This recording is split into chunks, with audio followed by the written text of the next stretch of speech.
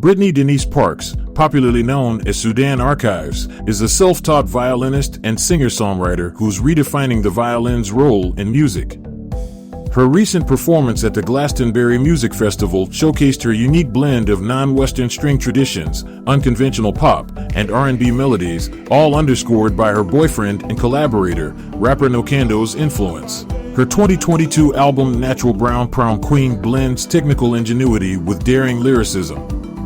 Notable tracks include Homemaker and Chevy's 10, demonstrating her diverse range from rap and spoken word to electronic beats and violin notes. Parks, who taught herself violin by ear at church, has a unique audio imprint that resists the usual tendency to equate the accomplishments of black women artists only to the range of their voices. Sudan Archives has also been recognized for her work, winning the 2023 Libera Awards for Breakthrough Artist and Best R&B Record. Her music, which she describes as soft punk, challenges the status quo and pushes the boundaries of traditional genres, ensuring her place in the music industry as a groundbreaking artist. South Africa's president, Cyril Ramaphosa, has been cleared of misconduct charges related to a 2020 burglary scandal, as announced by the country's ombudsman, Koleka Koleka.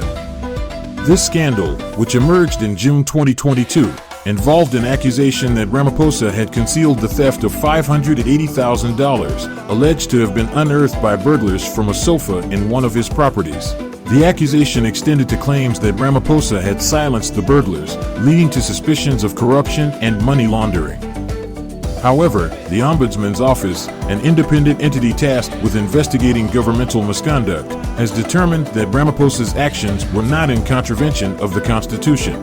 Ramaphosa, who ascended to presidency in 2018 with a promise of a new dawn following the scandal-plagued term of predecessor Jacob Zuma, has consistently denied dishonesty, attributing the cash to the sale of buffalo from his farm. This exoneration thus marks a significant victory for Ramaphosa, asserting his integrity and reinforcing his commitment to ethical leadership. I wasn't able to find additional information on the exoneration of Cyril Ramaphosa at this time. Please note that this summary may not contain the most recent information, and I recommend checking reliable news sources for the latest updates. Rwanda remains resolute in its decision to accept deportees, despite the British Court of Appeal's recent ruling against the UK's plan to send illegal migrants to the East African nation. The court deemed Rwanda an unsafe third country, but Rwandan government's deputy spokesperson, Alain Mukuralinda, confidently refutes this verdict, claiming they will scrutinize the judgment and prove otherwise. This ruling represents a setback for the UK's Conservative government, which is working hard to address the issue of irregular migration, particularly after more than 45,000 people illegally entered the UK in 2022, marking a 42% increase from the previous year.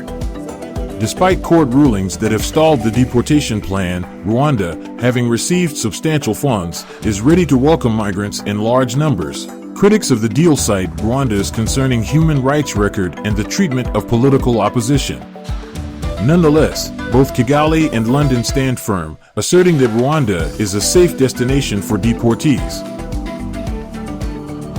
In a significant move that combines the worlds of football and finance, former Chelsea star and World Cup winning French midfielder N'Golo Kanté has purchased Belgian 3rd Division club Royal Excelsior Verton, marking a new chapter in his illustrious career. Kanté's official takeover is set for July 1st, the same day he joined Saudi Arabian club Al Ittihad, underscoring his unique status as both a player and a club owner. Under previous owner Flavio Becca, Verton saw a meteoric rise, achieving promotion to the 2nd Division for the first time in their history, and they now have a debt-free status, providing a solid foundation for Kanté's new venture. This ownership change comes alongside plans to establish a new board of directors, setting the stage for exciting times ahead for the club and its fans. This player-to-owner transition is not unique to Kanté, as seen with Wilfried Zaha's recent purchase of AFC Croydon Athletic, pointing to an emerging trend among professional footballers. Stay tuned for more updates as Kanté brings his footballing experience and human qualities to the helm of Royal Excelsior Verton. In the heart of Essaouira, an ancient medina nestled in southwest Morocco, an explosion of color and culture greets visitors. Here, the city's souks are awash with vibrant attire and accessories, a testament to the influential Nawa and Amazigh cultures. A resurgence in traditional Moroccan fashion, propelled by local designers' innovative reinterpretations, fuels the thriving fashion industry. Western designers, including Yves Saint Laurent, have also found inspiration in the rich Amazigh and Nawa heritage. Essaouira, a tranquil coastal town, offers a refreshing escape from the city's hustle and bustle, fostering a deep connection to nature. This connection, along with the region's spiritual Nawa culture, recognized by UNESCO as an intangible cultural heritage of humanity in 2019, heavily influences the unique styles found here. Germany, with its 1,000-strong troop presence mainly focused around the northern town of Gao in Mali, is set to expedite its withdrawal ahead of May 2024. This decision comes as the United Nations peacekeeping mission, MINUSMA, concludes on June 30, 2023, leaving the future stability of Mali uncertain, given the nation's ongoing struggles with jihadist attacks. The sudden demand for the withdrawal of the UN mission by Mali's foreign minister, Abdoulaye Diop, sent ripples through the international community.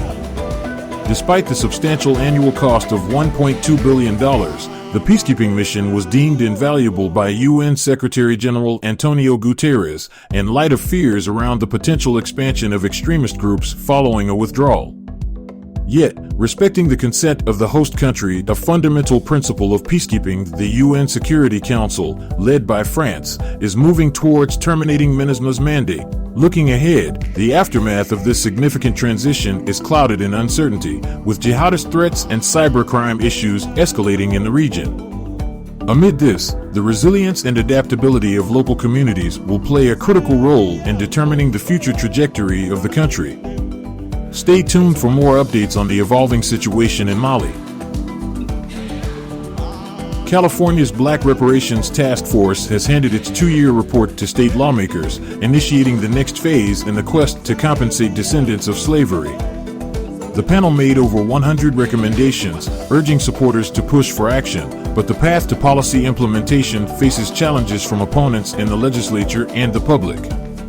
Nevertheless, proponents demand immediate reparations and highlight California's history of discrimination against Black residents. The report details the state's role in perpetuating discriminatory practices, proposing measures such as apologies and financial compensation for descendants of enslaved people. However, specific documentation of lineage from the 19th century would be required to qualify for benefits. California's history includes endorsing slavery and implementing policies that hindered Black individuals' homeownership and economic opportunities, leading to aggressive policing, disproportionate incarceration, and housing discrimination. While federal efforts for reparations have stalled, some cities and states, like San Francisco and Illinois, have taken steps to address the issue. In Namibia, the sea lion hunting season is set to begin this Saturday, despite opposition from conservationists and a decline in demand for their fur. Approximately 86,000 fur seals are expected to be slaughtered, with China now being the main market as European demand plummeted after an EU ban on sea lion fur in 2009. While animal protection associations in Namibia denounce the practice as cruel, authorities argue that it is necessary to protect fishing resources. It is worth noting that other countries, including Canada, Iceland, Norway, Finland, and Greenland, also permit sea lion hunting. The opening of the hunting season has sparked controversy, with conservationists expressing concerns about the sustainability of the practice and the welfare of these marine creatures. Despite declining demand for their fur, the hunt continues, highlighting the economic incentives involved. Critics argue that alternative approaches should be explored to address the perceived threat to fishing resources, rather than resorting to the killing of these animals.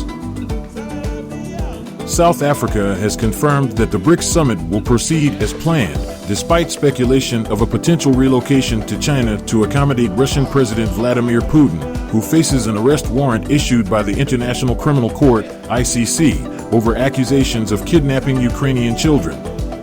South Africa is set to host the summit in Johannesburg from August 22nd to 24th, with leaders from China, Brazil, and India expected to attend. However, Putin's attendance remains unconfirmed.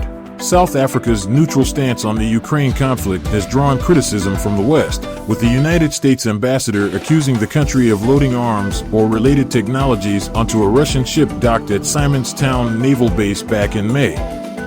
President Cyril Ramaphosa has denied these allegations and initiated an investigation into the matter.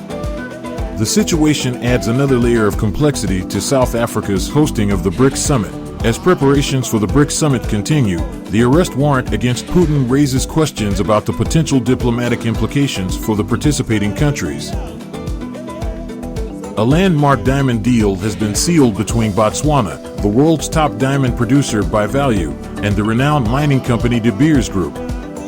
The agreement, concluded last Friday, amplifies Botswana's share of rough diamonds from their mutual venture, Diaspora, to a remarkable 50% over the next decade. This comprehensive arrangement not only includes a 10-year sales deal for Diaspora's diamond production until 2033, but also extends Diaspora's mining license up to 2054. Furthermore, the state-owned Okavango Diamond Company, ODC, will receive an increasing percentage of Diaspora's output, starting from 30% at the outset of the contract and escalating to half of the production by the end of the deal. In addition to the redistribution of diamond shares, De Beers has committed to infuse a substantial $75 million into a diamond fund aimed at adding more value to Botswana's economy. This contribution is projected to increase tenfold over the next decade. Botswana, a country where diamonds contribute to 2/3 of its foreign currency earnings, has been home to De Beers for half a century. This new agreement marks a significant stride in the country's journey to secure its place as a leading global gem producer.